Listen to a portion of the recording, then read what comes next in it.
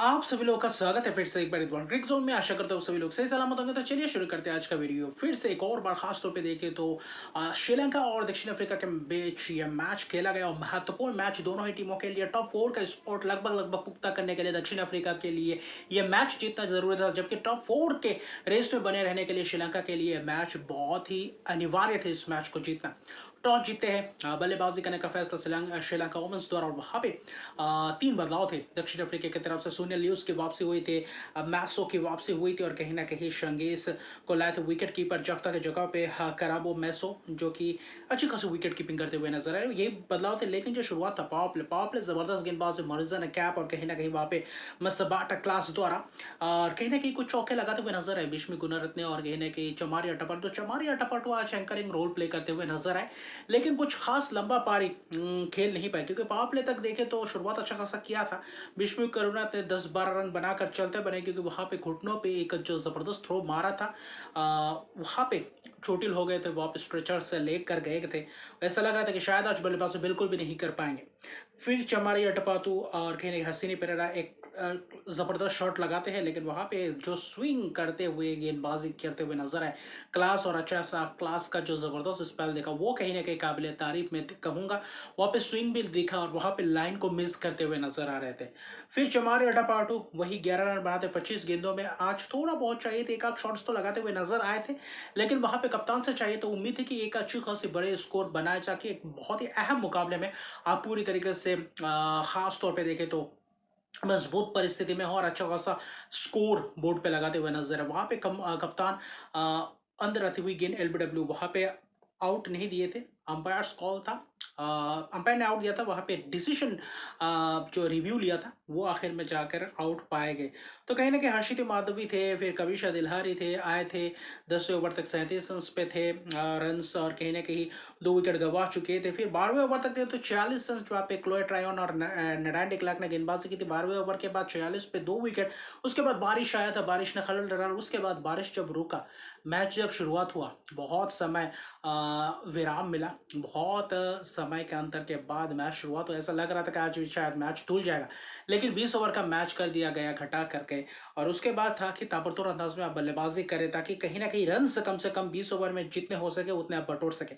तो वहां पे मैक्सिमम 4 ओवर कर सकते थे एक गेंदबाज। तो पहला जो 12 ओवर का मैच गया वो तो गया, लेकिन बाद में आया लाबा और जो नडान डिक्लार के बीच जो गेंदबाजी दिखा वो कहीं ना कहीं बेहतर दिखा।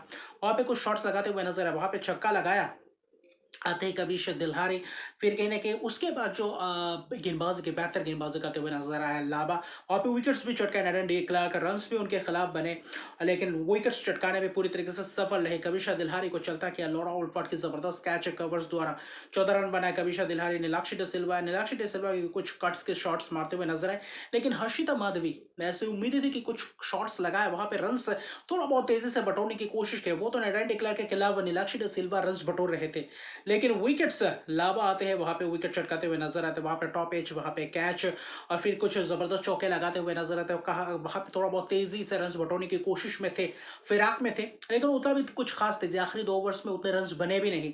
तो लाबा द्वारा एक ओवर खासतौर पर आपके क्लोएट रायोन ने भी गेंदबाजी किया था, लेकिन आखिरी ओवर सिर्फ और सिर्फ 4, आखिरी 2 ओवर सिर्फ 7 रन है, जहाँ पे 2 विकेट गया, जहाँ पे एक रनआउट के तौर पे भी गया था। तो विश्वी गुनायतने ने कुछ कोशिश की थी, चौके वोके लगाए थे, 34 रन बनाए थे, बाद में विकेट जाने के बाद आए थे बल्लेबाजी करने के, जो कि एक अच्छा खासा रहा बल्लेबाजी में। 34 रन महत्वपूर्ण रन बनाए, लेकिन उसके अलावा बाकी बल्लेबाज उतना खास दिखे नहीं। आखिरी 2 ओवर में जो रन चाहिए था, कम से कम 18-20 रन तो आखिरी 2 ओवर्स में आने चाहिए था, वहां पे आप विकेट गंवाते रहे, तो वहां पे मोमेंटम गंवा बैठे और दक्षिण अफ्रीका फिर से एक और बार मजबूत परिस्थिति में आए। 20 ओवर के अंत तक 105 पे 7 विकेट, 3 विकेट लाभ, थोड़ा बहुत महंगे रहते हैं 4 ओवर में 30 रन, लेकिन फिर भी शानदार वापसी करते हुए नजर आए। नेडन डिक्ला के 1 विकेट किफायती स्पेल्स। तो कुल मिलाकर जो पावर प्ले में स्पेल्स का था, 2 विकेट क्लास ने जो शुरुआती क्षण में चटकाए थे। तो लाजवाब गेंदबाजी आखिर में डीएलएस के हिसाब से चेज करना था 121 रन का दक्षिण अफ्रीका को। ऐसा लग रहा था कि क्या ये चुनौती पेश कर पाएंगे, तो मुझे थोड़ा बहुत समझ से परे लगा। वहां पे ऐसा लग रहा था मुझे कि शायद आप कहीं ना कहीं बेहतर कर सकते थे, कहीं ना कहीं वहां पे आप उम्मीद कर सकते थे कि थोड़े बहुत रन्स दिए, 20 ओवर के कम से कम 140 रन सब दे सकते थे, लेकिन वो हुआ नहीं और वही कहीं ना कहीं खामियाजा भुगतना पड़ा, खास तौर पे श्रीलंकाई गेंदबाजों को। तो वही कोशिश थी, अपर टारगेट भी वही सेटल करने थे।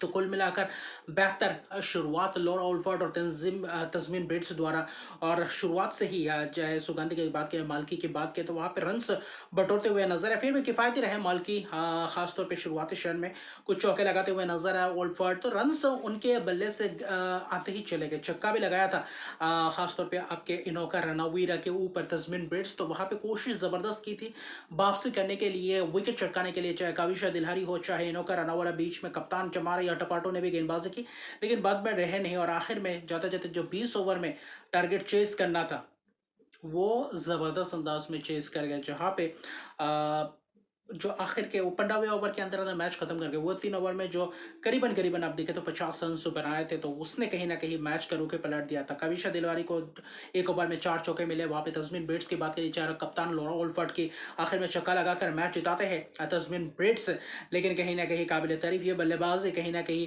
थकर अंदाज में करते हुए नजर आए आपके दक्षिण अफ्रीका। जो पहले मैच में जो 69 पे ऑल आउट होते, उसके बाद जो वापसी किया दक्षिण अफ्रीका ने, कहीं ना कहीं लाजवाब प्रदर्शन, और दोनों ही बल्लेबाजों ने अच्छी तरीके से ये चेज भी कर दिया, और आखिर में खास तौर पे देखें तो 125 रन बना 14.5 ओवर में, छक्का लगाकर मैच जिताते। कप्तान 60 रन की एक शानदार पारी, दोनों ही बल्लेबाज सलामी बल्लेबाज अर्शदीप को पारी लगाते, शतक की साझेदारी और नाबाद जाते, और फिर से एक और बार 10 विकेट से मैच जीते। पिछला मुकाबला ऑस्ट्रेलिया ने जीता था बांग्लादेश के खिलाफ 10 विकेट से, तो इस मैच में भी लॉरा ओल्फर्ट के अगुवाई में दक्षिण अफ्रीका ने वो कारनामा करके दिखाया श्रीलंका के खिलाफ। तो श्रीलंका के लिए लगभग लगभग यह टूर्नामेंट खत्म सा हो चुका है, क्योंकि यहाँ से अगला 2 मैच जीते भी तब भी मुश्किलात होगा पहुंचना।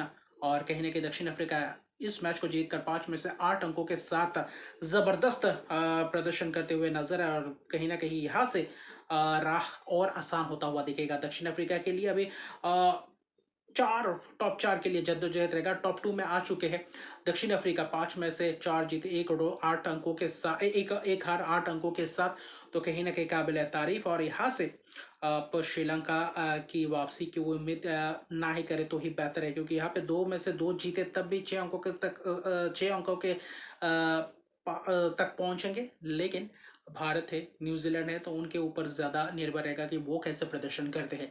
लेकिन टॉप 4 लगभग लगभग दक्षिण अफ्रीका, ऑस्ट्रेलिया तो क्वालिफाई कर चुका है, दक्षिण अफ्रीका भी लगभग क्वालिफाई कर चुके हैं। अभी इंग्लैंड की बात है, भारत और न्यूजीलैंड में से कोई एक मुझे लगता है क्वालिफाई करेंगे, तो या तो भारत या तो न्यूजीलैंड। लेकिन उम्मीद है भारतीय टीम जो अगला मुकाबला होगा इंग्लैंड के खिलाफ, वहाँ पे तबाही मचा दे।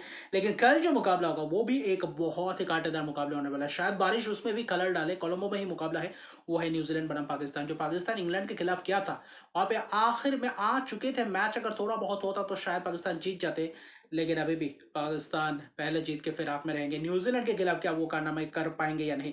अगर न्यूजीलैंड ये मुकाबला पाकिस्तान के साथ जीते तो वह अलग बात है। अगर पाकिस्तान न्यूजीलैंड को अच्छा खासा टक्कर दे और खास तौर पर पाकिस्तान जीत जाओ न्यूजीलैंड के खिलाफ, तो भारतीय टीम के लिए थोड़ा बहुत और मजबूती प्रदान करते हुए नजर आएंगे, और वो जो आखिर के लीग मैचेस होंगे वो एक थाकर अंदाज में और कांटेदार मुकाबले होते हुए दिखेंगे। देख तो अभी पॉइंट्स टेबल में उलटफेर होते हुए दिखेंगे, और चौथे स्पॉट के लिए वो जो लड़ाई, वो जबरदस्त जद्दोजहद देखने को मिलेगी। और वहां पे टक्कर, खासतौर पे इंग्लैंड, न्यूजीलैंड और भारत के बीच जो टक्कर देखने को मिलेगा वो उमदा किस्म का रहेगा। तो अगले जो 3 4 5 मैचेस होंगे, वहां पे लगभग लगभग निर्णय हो जाएंगे कि टॉप 4 लगभग लगभग कौन प्राप्त करेगा या नहीं। तो अभी के लिए इतने रकम तक मेरे चैनल को सब्सक्राइब कर दीजिए, लाइक कमेंट जरूर कीजिए। तब तक के लिए गुड बाय।